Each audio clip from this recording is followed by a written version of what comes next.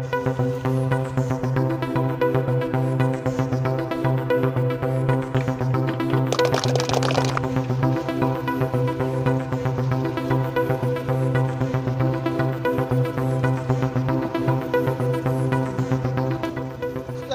আমি দুখন ৰাস্তাৰ শুভ উদ্বোধন কৰিবলৈ আহিছিলোঁ।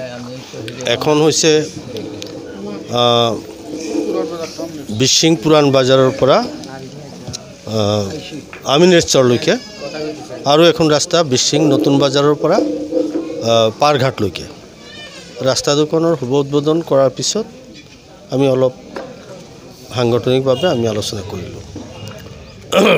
আমাৰ যিটো ধুবুৰী ফুলবাৰীৰ ব্ৰিজ, এই ব্ৰিজখন অসম আৰু মেঘালয়ত যেতিয়া কংগ্ৰেছৰ চৰকাৰ আছিল, অসমত তৰুণ গগৈ নেতৃত্বত চৰকাৰ, কংগ্ৰেছ চৰকাৰ, মেঘালয়ত ডক্টৰ মুকুল চাংমাৰ নেতৃত্বত কংগ্ৰেছ চৰকাৰ।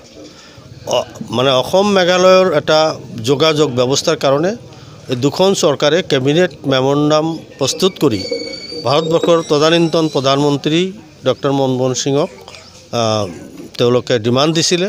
সেই ডিমাণ্ডৰ ভিত্তিত UPA চৰকাৰ অৰ্থাৎ মনমোহন সিং প্ৰধানমন্ত্ৰী থাকোঁতে এই ব্ৰিজখন এপ্ৰুভ কৰিছিল, আৰু সেই ব্ৰিজখনৰ মানে ছাৰ্ভে চলি আহিছে আজি প্ৰায় 5-6 বছৰ আগৰ পৰাই। BJP চৰকাৰ অহাৰ আগতে আমাৰ ছাৰ্ভে চলি আছিল।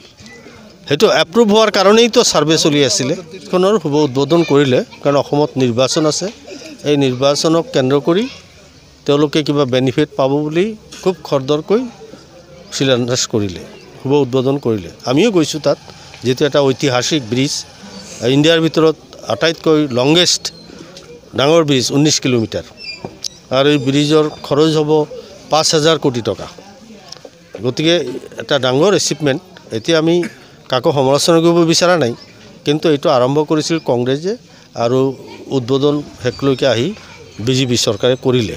গতিকে কাম চলিব 2027-ত এই ব্ৰিজৰ কাম শেষ হ'ব। আমি আশা ৰাখিছোঁ যে 2027-ত যেতিয়া ব্ৰিজখনৰ ফিটা কাটিম, তেতিয়া অসমত তথা কেন্দ্ৰত আমাৰে চৰকাৰ থাকিব বুলি এতিয়াও ক'ব নোৱাৰোঁ। মই কৈছোঁ পঞ্চায়ত নিৰ্বাচনত আমাৰ প্ৰাৰ্থিত্বৰ ক্ষেত্ৰত আমাৰ মাজত এটা বিভাজন ঘটি গ'ল। আমাৰ দলীয় প্ৰাৰ্থী থাকিল, আকৌ ইণ্ডিপেণ্ডেণ্ট, কাৰণ আব্দুল লতিফ ই কংগ্ৰেছৰ একদম এক্টিভ মানুহ, কিন্তু তেওঁ ইণ্ডিপেণ্ডেণ্ট কণ্টেষ্ট কৰাৰ ফলত আমাৰ ভোটখিনি দুটা ভাগত বিভক্ত হৈ গ'ল। সেইকাৰণে অলপ খেলি মেলি হৈছিল, কিন্তু পৰ্যায়ক্ৰমে মই ভাবোঁ বিধানসভা নিৰ্বাচনত আমাৰ আকৌ আগৰ নিচিনাকৈ বিশিঙত আমাৰ যিটো সংগঠন, সেই সংগঠনৰ জৰিয়তে আমি সমষ্টিৰ ভিতৰত হায়েষ্ট ভোট বিশিঙৰ পৰা পাম বুলি আশা ৰাখিছোঁ। নতুন দলবিলাক তেওঁলোকৰ প্ৰভাৱ পৰাটো আমি বিচাৰিছোঁ, কিন্তু কাৰণ তেওঁলোকে বিৰোধী, যিটো নাগৰিকত্ব সংশোধনী আইনৰ বিৰোধী, তাৰ বিৰুদ্ধে নতুন দলৰ সৃষ্টি হৈছে। আমিও কংগ্ৰেছ দল বিৰোধী, UDF দল বিৰোধী, CPI CPM আমাৰ যিটো মহাগঠবন্ধন প্ৰত্যেকে বিৰোধী। গতিকে তেওঁলোকৰ লগত আমাৰ কোনো মতভেদ নাই।